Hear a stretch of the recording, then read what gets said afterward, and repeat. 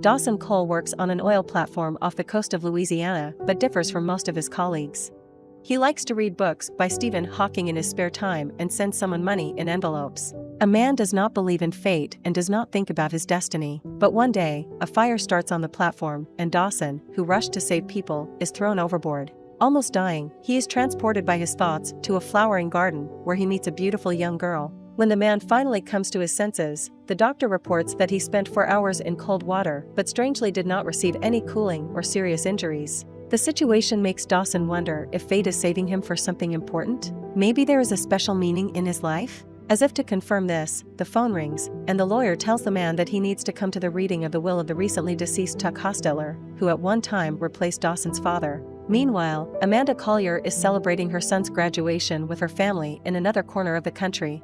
From the outside, her life is like a fairy tale, a rich mansion, a successful husband, and big plans for the future. However, the same lawyer calls with the news of Tuck's will, and it becomes clear that everything is not as good in the woman's family as it seems. Her husband does not support her, and he blames Amanda that she will miss dinner with the people he needs because of an old man's death. The woman can only silently pack her suitcase and cry in the darkness by the pool from loneliness and the inability to share her sadness with someone close. Dawson arrives at Tuck's house. He is perfectly oriented here. The man takes out a key from under the stone and enters a spacious room, where there is still half-eaten food on a plate by Tuck, and there is a picture of him with his wife.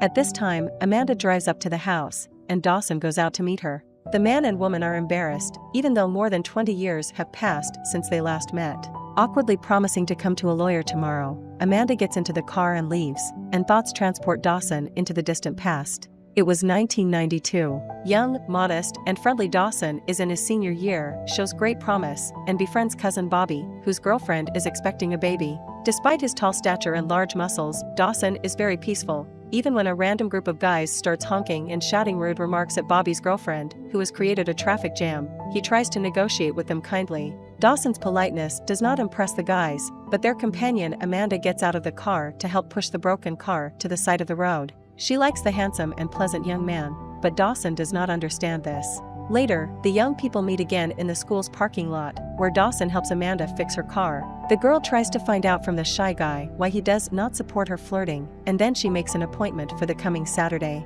An inspired young man returns home, where trouble awaits him. Dawson's father managed to draw 2 sons into the criminal business and is actively trying to do the same with the third. Dawson's high mental abilities arouse hatred in him. The man is sure that his son considers himself better than other family members.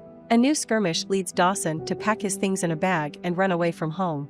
Night and rain forced him to seek shelter in the garage met on the way, where the owner of this land, Mr. Tuck, found Dawson in the morning. Realizing that the guy has nowhere to go and knows about his father's inclinations, he allows the intruder to live in the garage, giving him a cot and pointing to the drinking water tap.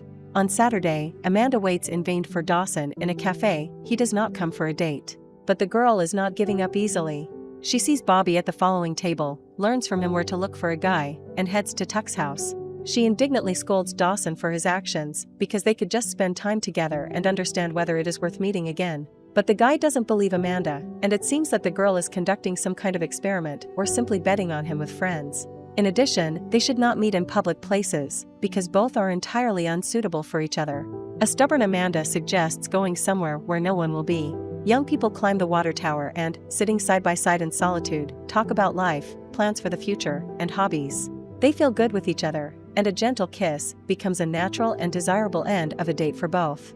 Then it all switched to 2013 again. Dawson and Amanda received Tuck's final orders from the lawyer. The old man left a house to both of them, bequeathed to scatter his ashes in the garden, and wrote 2 letters, asking them to read them alone. Amanda does it first as soon as she returns to the hotel.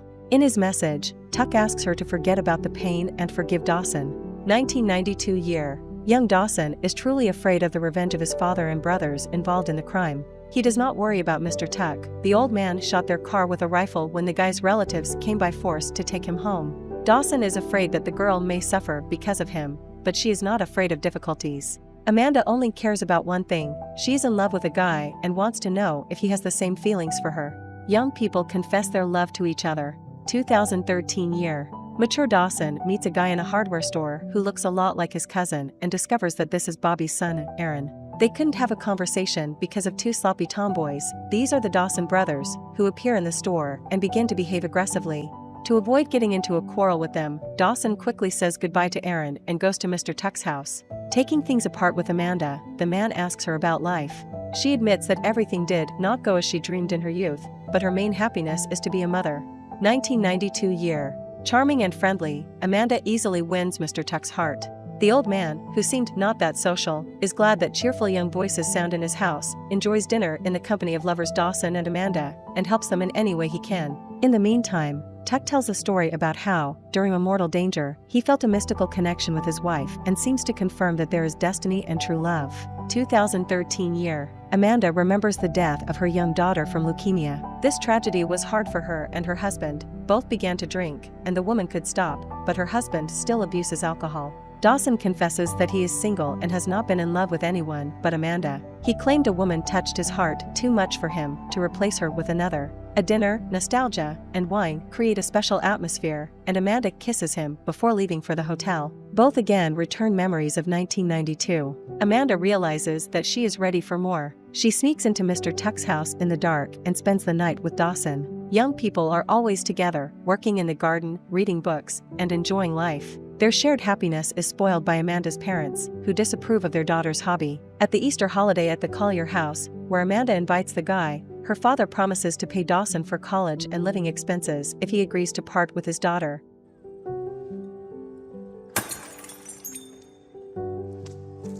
Dawson refuses and storms out of the Collier home in anger. Amanda finds him at the water tower and once again confirms that she is ready to be with him for the rest of her life. Nothing in the world can separate young people. Their feelings will withstand any test. 2013 year. Grown, Amanda and Dawson continue to bond. They scatter Mr. Tuck's ashes over a weedy garden and have a picnic on the pier they once dived off. Dawson talks about the fire on the platform and his vision. Being unconscious, he saw Amanda. He believes that this is fate, a chance to say, "Forgive me," to the woman he loves, to repeat, "I love you" again. Amanda is not ready to hear this. She leaves the pier, but finally tells Dawson that she never stopped loving him.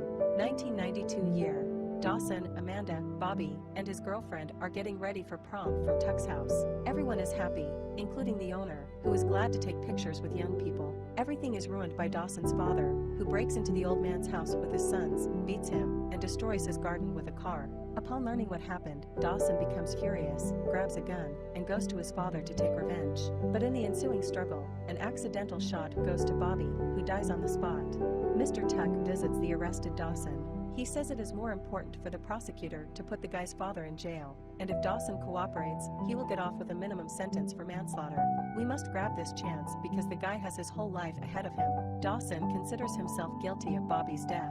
He is ready to bear responsibility for it, but agrees to the proposal and testifies against his father and brothers in court. He receives 8 years in prison and the opportunity to leave 4 years ahead of schedule. Amanda promises that she will wait and is ready to go through any trials to be close to her beloved. She is not afraid of the trials of fate, but Dawson does not want the girl to ruin her life. He says goodbye to Amanda and refuses to see her when she comes on dates. Being truthful to her feelings, the girl continues to appear in prison every day for a month and another year, once a week, but she can only sit alone in the hall for visitors. Dawson doesn't want to see her. 2013 year. Amanda chides Dawson for deciding for her. Even after getting married, the woman kept feelings for her first love in her soul. In the evening, Dawson turns on the car's radio and puts on a song that, in his youth, he and Amanda considered their own. Dancing in the headlights, they seem to find their former closeness. It appears that the past is reborn and pushes them into each other's arms. Dawson and Amanda spend a night full of tenderness together and feel happy in the morning, but the present breaks into their moment with a call from Amanda's son, Jared. Dawson understands that fate gave him a chance to see his beloved again, get her forgiveness, and be with her for a while, but Amanda has her own family, son, and it's time for her to return home. However, he will always be here in Mr. Tuck's house and continue to love her. After the departure of his beloved, Dawson works in the garden and remembers a letter from Tuck. The old man writes that he brought them with Amanda to his house to give them a chance because they are made for each other. Regardless of whether they can reunite, Tuck asks Dawson to accept his fate, and then life will certainly give him something good. At home, Amanda sees her husband, who cares more about his golf partners than her, and cries again at the pool's edge. And Dawson meets with Aaron's mother. It turns out that the money he sent to someone at the film's beginning was intended for the widow and son of Bobby he killed. Dawson learns that his father and brothers are out of prison and are back in crime, and Aaron has fallen under their influence. Dawson returns to his home and takes the guy out of there, despite his father's resistance. Now it's just a cowardly old man with nothing to oppose Dawson. Amanda, meanwhile, admits to her husband of infidelity and says she wants a divorce. She tells Dawson about this by leaving a message on the voicemail, but fate has other plans. Amanda's son gets into an accident. If he doesn't get a new heart, he won't survive. Now the woman is not interested in anything but the health of her child. Problems overtook Dawson as well. He drives home in the dark and stops at a railroad crossing, where he is being attacked by his brothers, furious at Aaron's disappearance. A hot fight starts. That same night, Amanda's son had surgery. Waking up in the morning, the woman sees Dawson, who sits on the bed and looks at her lovingly. However, as soon as she blinks, the vision disappears. In the afternoon, Amanda learns the terrible truth. Her beloved managed to fight off the brothers, but did not dodge a bullet from his father's gun.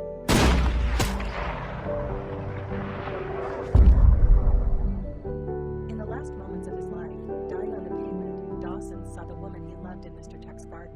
Amanda is crying in pain at home, realizing that she has lost her man forever.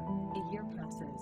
Amanda works in a law office, protecting children's interests, as she dreamed of in her youth. Suddenly, she receives a call from her son, who says that he requested to find out the name of his donor, and wonders if the mother knows a man named Dawson Cole because they are from the same city. Amanda has tears, but a gentle smile forms on her lips.